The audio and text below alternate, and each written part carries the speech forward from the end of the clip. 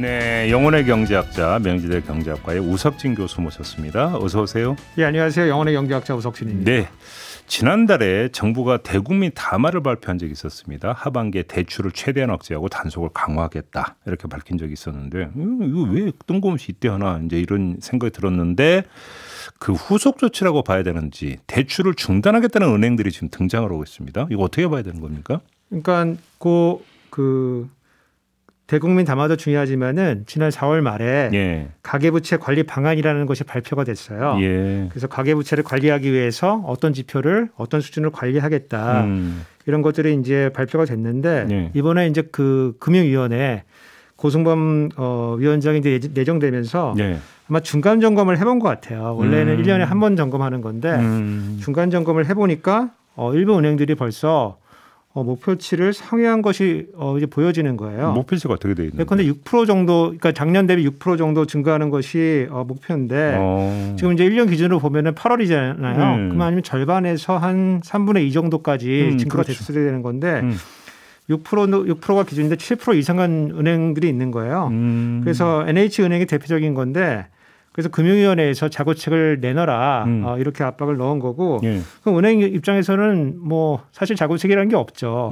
신규 대출을 이제 중단할 수밖에 없고 이제 우리은행 같은 경우에도 이제 분기별로 관리한다고 알려져 있는데 분기별 한도치가 찬 거예요. 그래서 뭐 전세 자금 대출 신규 취급 중단한다고 발표를 지금 한 상황입니다. 네, 그러니까 이게 이제 그 6%라고 하는 게 작년에 주택담보대출 총량 대비 6%까지 늘어야 된다. 더 이상은 안 된다. 6% 한도를 준 거죠. 그래서 5, 6%라고 돼 있는데 6% 정도로 지금 이해를 하고 있습니다. 그런데 그 NH은행 같은 경우에는 그 작년에는 한 100억, 그러니까 600억 정도의 이제 그 대출 규모였는데 굉장히 그 공격적으로 영업을 한 것 같아요.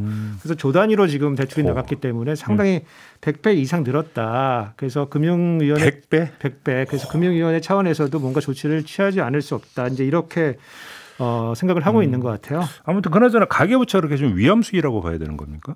그 이제 규모를 보면은 그 우리가 이제 어떤 양을 비교할 때는 어떤 비교를 해봐야 될 대상이 좀 필요한데 GDP 대비로 약간 비교를 해보면은 우리가 한 2019년도 기준으로 보면은 한 100%가 좀 안 됐었는데 GDP보다 좀 작았었는데 지금 작년 말 기준으로 보면은 이게 100%를 넘어섰어요. 근데 이게 다른 나라와 비교해 보면은 다른 나라는 한 70에서 80% 정도, 많은 나라는 90% 정도가 이제 그 정도 수준인데 GDP 대비 우리나라는 지금 그걸 넘어선 거기 때문에 우리나라가 조금 높은 편이에요. 근데 이게 이렇게 가계부채가 높으면은 원리금 상환 부담이 있잖아요. 그렇죠. 가구가 생활을 해야 되는데 원금 갚고 원금 일부 갚고 이자 갚으면은 가처분 소득이 줄거든요. 가처분 소득이 줄면은 소비 여력이 떨어지기 때문에 경제에서는 이제 이게 침체를 가져올 수가 있어요. 여기서 이제 이 순간에 이제 금리가 올라가 버리면 더 문제가 되는 거고. 이제 엎친 데 겹치는 거죠. 그래서 선진국에서는 보통 이제 소득 대비 원리금 상환 부담이 어떻게 되느냐 요거를 관리를 좀 하거든요. 그래서 아마 금융위원회도 지난 4월 발표하면서 차주별로 요거 DSR이라고 부르는 건데 DSR을 관리하겠다 이렇게 발표를 해놓은 상태고 지금 이제 관리에 들어간 걸로 알고 있습니다. 알겠습니다. 이제 은행별 그 사정에 따라서 일단 그 이제 대출을 조이기 시작했다까지는 알겠는데 금융위원회 차원에서 전체적으로 대출을 조일 방침이냐 이게 이제 관심사 아니겠습니까? 혹시 금융위원회 쪽 얘기 좀 들어보셨어요? 제가 또 저희 빨대들을 이용해가지고 그 얘기를 좀 들어봤습니다. 이렇게 전문 용어까지 써주시고. 예, 그렇죠. 이제 이 고승범 내정자의 그 특성을 조금 보면은 좀 더 이해를 할 수 있는데 원래 우리가 금융통화정책이라고 불러요. 금융정책은 약간 미시정책이에요. 금융기관 감독하고 상품 개발하고 그래서 그거는 금융위원회하고 금감원이 금융감독원이 담당을 하고 있어요. 통화정책은 요거는 통화량 조절을 하는 거거든요. 그래서 기준금리로 대표되는 한국은행이 하는 거시정책이에요. 그렇죠. 근데 고승범 내정자 같은 경우에는 이제 금융공무원 출신이면서도 동시에 금통위원, 한국은행 금통위원 출신이에요. 그래서 미시적인 이제 그 금융정책도 머릿속에 있지만은 전체적인 이제 가계대출을 관리하기 위한 가계부채를 관리하기 위한 거시정책도 머리에 있거든요. 그래서 제가 그냥 생각하기에 아마 금통위는 금리 올리기가 지금 당장은 좀 어렵지 않냐 이렇게 판단하지 않았나 싶어요. 그러면 우리가 손 놓고 있을 수는 없고 좀 적극적으로 개입해서 창구 지도라는 걸 한번 해보자. 그래서 창구 지도를 함으로써 양을 조절하면은 이게 금리 인상의 효과가 좀 나거든요. 그렇게 함으로써 우리가 가계대출을 좀 조정해보자, 관리해보자라고 하니까 이런 정책의 연장선상에 생각해 보면은 뭐 앞으로 말은 더 세게 하진 않겠지만은 창구 지도가 좀 이어진다고 봐야 되겠죠. 근데 제1금융권의 대출을 조이면 이것이 제2금융권, 제3금융권으로 이제 넘어가게 되잖아요. 그러면서 더 부실화를 촉진할 수도 있다 이런 그 지적도 있지 않습니까? 그러니까 이제 전반적으로 보면은 지금 그 한도를 넘어선 은행은 그렇게 많지는 않아요. 다른 은행들은 대부분 한 지표의 절반에서 60% 정도 선상을 유지를 하고 있거든요. 그러니까 예컨대 NH은행에서 대출이 안 되면은 다른 은행을 가면 돼요. 근데 이제 다른 은행으로 가게 됐을 때 그 주거래 은행이 아니잖아요. 주거래 은행이 아니기 때문에 이제 우대금리라든가 이런 거를 못 받게 되는 거고 금리 인상 효과가 나는 거거든요. 사실 여기에다가 그 지난 4월에 발표한 그 DSR 관리, 차질별 DSR 관리가 지금 동시에 들어오거든요. 그래가지고 예컨대 뭐 신용대출, 뭐 마이너스 통장 이런 것들을 한도를 줄이거나 금리를 올리거나 원래는 신용대출 같은 경우에는 이자만 내다가 만기에 돌입하면 원금까지 같이 갚는 이런 방식이 많은데 이거를 원리금 분할 상환해라.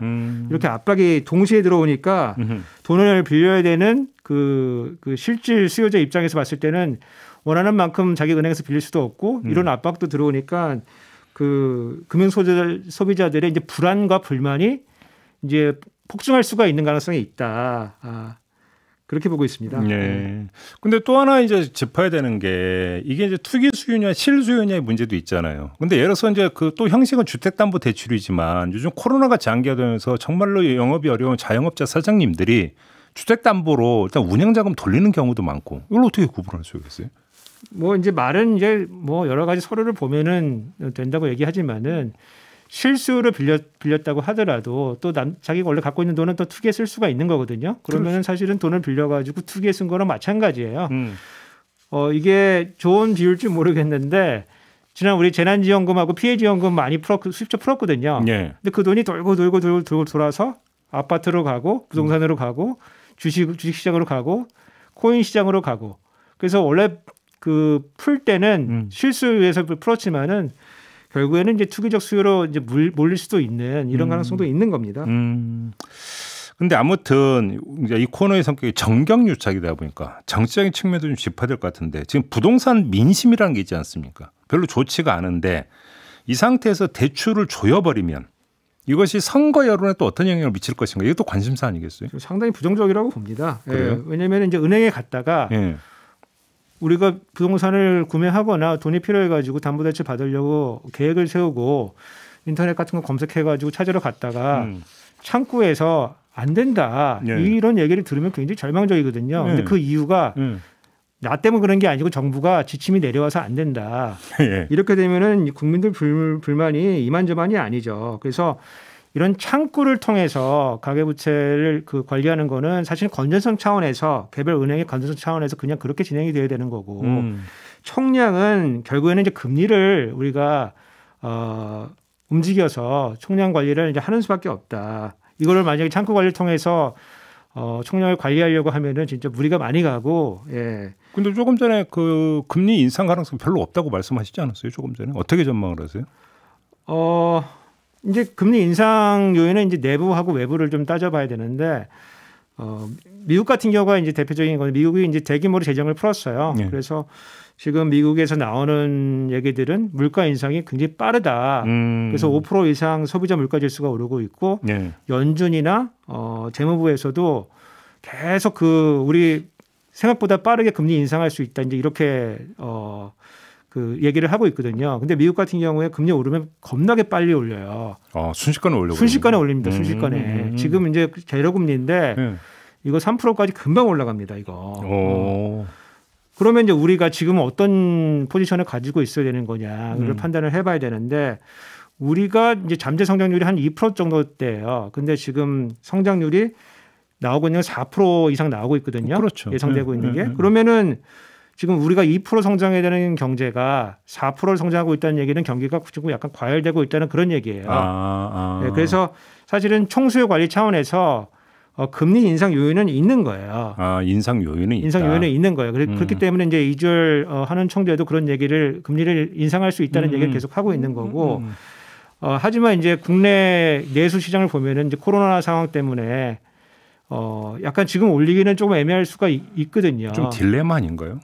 좀 어려운 선택이죠. 그렇기 때문에. 하지만 이제 우리가 미리 올려놔야지 2019년도 우리가 사실은 1.25% 정도 기준금리였는데 지금 0.5%예요. 예. 그러면 지금 내수가 조금 힘들긴 하지만은 요거를 조금 정상적인 수준으로 회복을 해 놓아야지만 나중에 금리 정책을 썼을 때 우리가 여유가 공간이 생길 수가 있다. 예. 이런 얘기들이 있습니다. 알겠습니다. 요즘 지켜봐야 될 그러니까 포인트로 남겨놓고 오늘 이렇게 마무리하겠습니다. 고맙습니다, 교수님. 감사합니다. 네, 지금까지 명지대 우석진 교수와 함께했습니다.